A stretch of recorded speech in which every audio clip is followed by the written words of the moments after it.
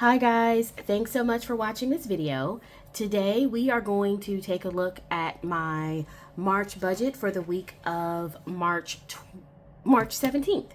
And this is my travel week, so we are going to wrap up some of my travel budget activities. We did a lot of that last week, so I won't spend too much time on it, but there are a few administrative things we have to do.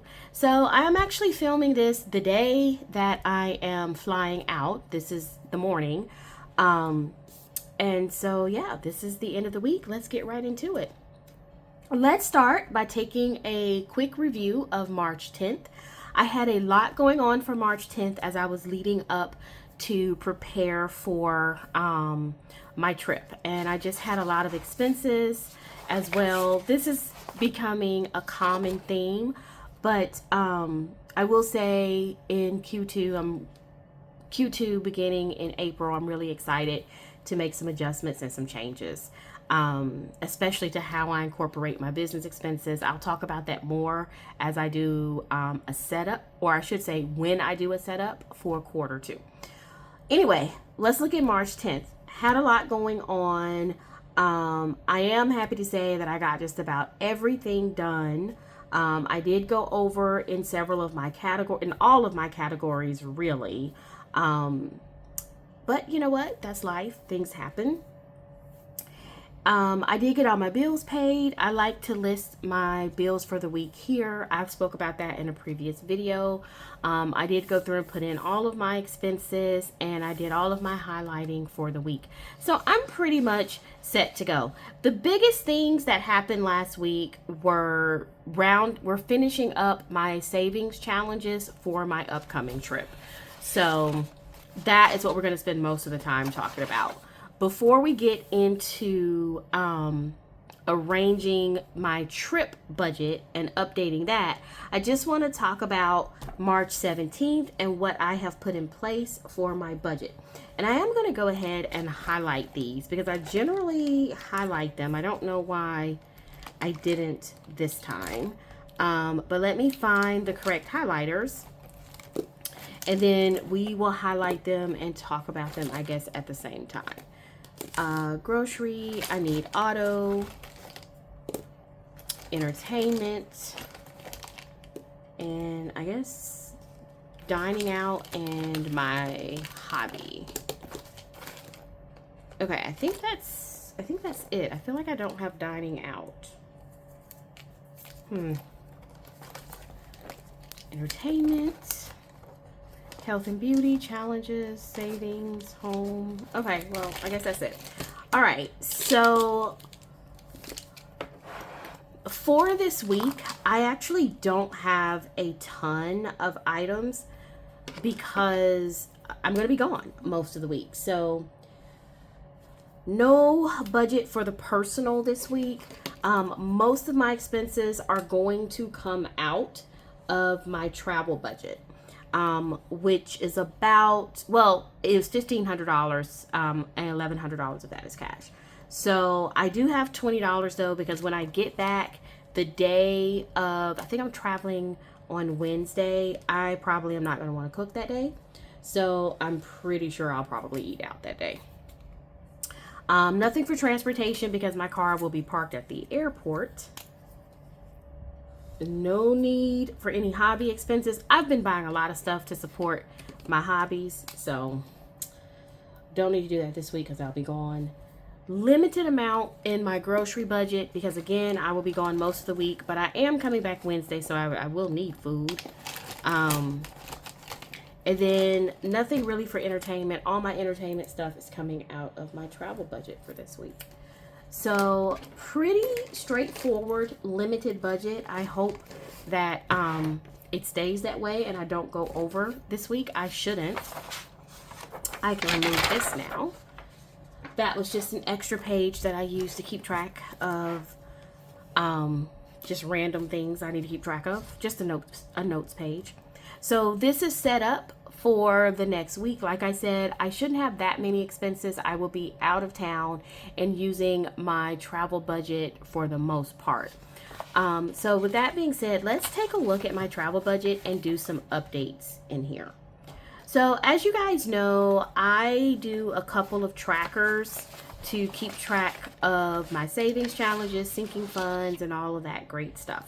And this budget planner, which I designed, and I use these, and I print and put these inserts in here, has a lot of tracking and savings and challenges pages. I don't keep them all in my planner because the planner would be way too thick to use. So I keep them in an overflow planner, and I just pull out pages as I need them. So I don't have any more debt reduction to put down for one of my credit cards, but for another credit card, this is my travel credit card that I use. So I did go in this week and make $400 in payments to reduce this balance, so that I could use those funds toward my travel and get the travel rewards. So that goes on to my debt reduction plan, and I've just kept track of that here. This was just an extra notes page that I was using to kind of help plan my budgeting. I do my budgeting all the way down to daily cash flow when I go on a trip. So this just kind of helps me plan all types of things. And so that's just a notes page that I put in there. That kind of helps me set up all my trackers and stuff is what I wanted to say. All right, so I have a visual tracker for my travel.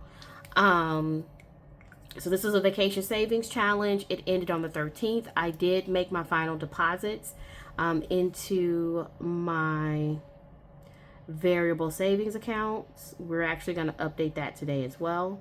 But on my visual tracker, I like to come in and highlight my visual tracker. This is just a fun tracker, if I'm being honest with you. I keep track of the actual account on another page, but it's always fun to have these visual trackers, right? Because it gives you motivation, and you know, that's what they're really for, you know, to help you stay motivated. I love doing these. I don't know if they really add to my motivation, if I'm honest with you. I just like doing them. Maybe if I was a different type of person it would, but yeah, I enjoy them regardless. And so I have a lot of these in my planners, and I will use a lot of these throughout the year. I have one in every month, actually, a 30-day savings challenge. I didn't do it this month because, you know, I had something specific to save for, but or I should say I had a specific tracker that I wanted to use, which was this one. So this vacation savings challenge is done. Yay. So excited for that. You see, I use a lot of notes when I'm planning and preparing for something like a trip. This is basically the same page as the other one. I just rewrote the other page, so I can actually take this out now. All right, so like I said, I keep track of the money like in my actual savings account in a different place. The other tracker was just a visual, so it feels good to kind of wrap that up. So this just kind of shows that I did make my final deposit to bring my balance to the $1,100, which is where I needed it to be because I spent the other $400 on the travel credit card. So this little savings challenge is over. Today is March 16th, and so I met that goal. I am very excited about that. And then this travel budget is where I do my travel planning. So I did this way back, I think, in January or early February.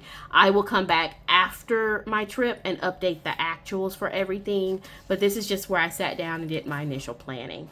That wraps it up for the updates I need to do in my monthly.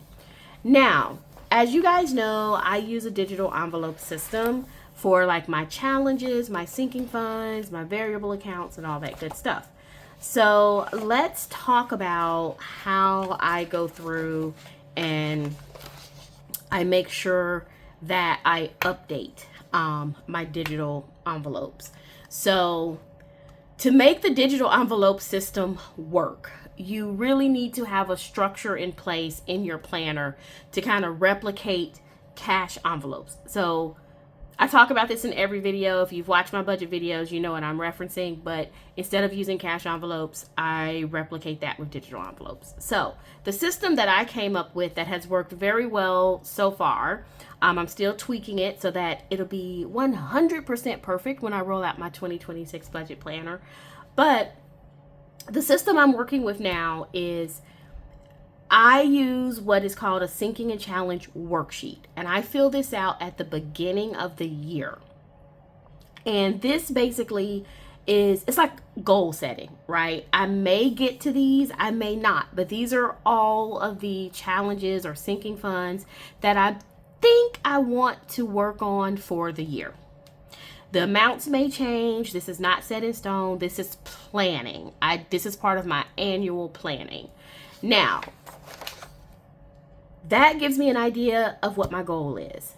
As I start a challenge, I come into my sinking and challenge envelopes worksheet, or I shouldn't call it worksheet, but my sinking and challenge envelopes tracker, and I write down when I started that envelope, a quick description about it, what type of envelope it is, which is basically, is it just a sinking fund? Is it a savings type thing? Or is it a challenge? And my goal for that envelope. So if you were doing cash envelopes, these would be individual envelopes or savings challenges. That's what this would be. If you were starting something like a 52-week savings challenge, this is where you would write it. And then every week you would just make that deposit into that account. That's how you replicate the cash envelope system. So if you're doing cash envelopes, these would be individual envelopes. If you're doing a digital envelope system, you don't have envelopes, so you have to keep track of it a different way. So I have this sinking and challenge envelope tracker. Okay, so what that means is I go to my envelope for music travel in the spring, and I've done that. I have completed it. I saved a total of $2,000. Some of that money I spent earlier in the year as I was paying for flights and concert tickets and things like that. So I've gone over that in my last video, so I won't show it again. But on that tracker where I show, well, let me show it so that you can see what I'm talking about. On this tracker page, throughout the ever since I started saving for this challenge, you see I have deposits and withdrawals, because I was paying for certain things. So my total saved was my $2,000, but the $1,500 is what I need to actually use on the trip, right? So that's why that says 2,000 here and not 1,500. But this is done. Debt pay down. I actually had this for my Quicksilver, which is my travel card. So that is done as well. So excited that I can check off 2 of these envelopes. And those are done. Now this one, because this is a goal planning worksheet, I don't have anything to mark that that's done. So what I'm going to do, I'm just going to go ahead and write done in here. This might be an upgrade for 2026 to include a done column here. I'm just going to write done, and I'm going to highlight it so that I know that I actually completed that goal. Okay, so that I think is just about it. I don't have anything else to update as it relates to my travel. Oh, one final thing. If you saw one of my last videos when I went over my travel budget, you know that I did end up with some cash from some of my business sales. So I put some of that cash into a cash envelope so that I could keep track of it, and I applied it toward my travel fee. So $100 of that is left in this envelope. I am going to use that as my emergency cash. I always like to keep some cash with me as I travel. So I am going to go ahead and take that $100 out. This envelope is now empty. because I am traveling today. It is the 16th, and I am going to put this in my wallet as my emergency cash. So that is completely done. And this will go into my wallet, and that will wrap up my preparations for this particular trip. Guys, planning and budgeting for this trip definitely has been a journey. I've learned a lot. I have some edits that I'm going to make to some of my travel forms in my budget planner for 2026. But overall, I really enjoyed that process. I feel like I did a lot of duplication of some things, but that's okay. I will get it streamlined for my next trip.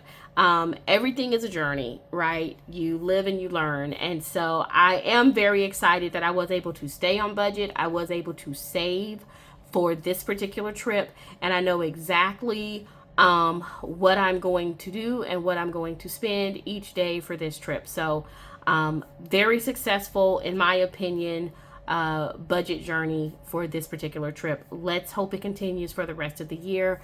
Thank you for watching this video. Happy planning to all of you.